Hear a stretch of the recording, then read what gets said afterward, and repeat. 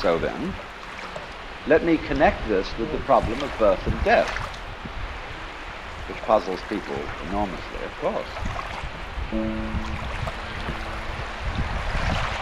There really isn't anything radically wrong with being sick or with dying. Who said you're supposed to survive? It's one of the great wonders of life. What will it be like to go to sleep and never wake up? Think about that. Children think about it.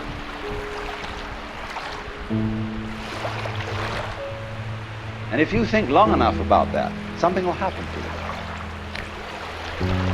You will find out, among other things, that it'll pose the next question to you: what was it like to wake up after having never gone to sleep? That was when you were born. We can also look further into it and see that if our death could be indefinitely postponed, we would not actually go on postponing it indefinitely. Because after a certain point, we would realize that that isn't the way in which we wanted to survive. Why else would we have children? Because children arranged for us to survive in another way, by, as it were, passing on a torch, so that you don't have to carry it all the time. There comes a point where you can give it up. Because as each new individual approaches life, life is renewed. And one remembers how fascinating the most ordinary everyday things are to a child. Because they see them all as marvelous, because they see them all in a way that is not related to survival and profit. When we get to thinking of everything in terms of survival and profit value, as we do, then the shapes of scratches on the floor cease to have magic. And most things, in fact, cease to have magic. When you die, you're not going to have to put up with everlasting non-existence, because that's not an experience.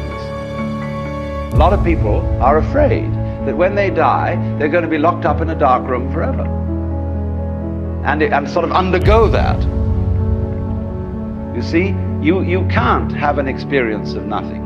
Nature abhors a vacuum.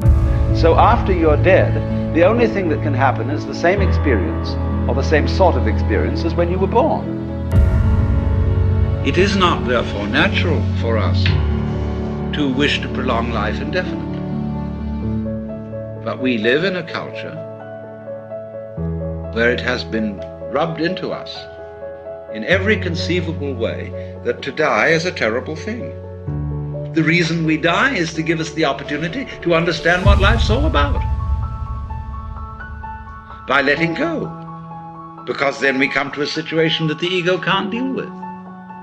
When we are no longer hypnotized by that, then our natural consciousness can see clearly what all this universe is for. If any one of us could at this moment be as one about to die, genuinely and honestly, we would understand the mystery of life.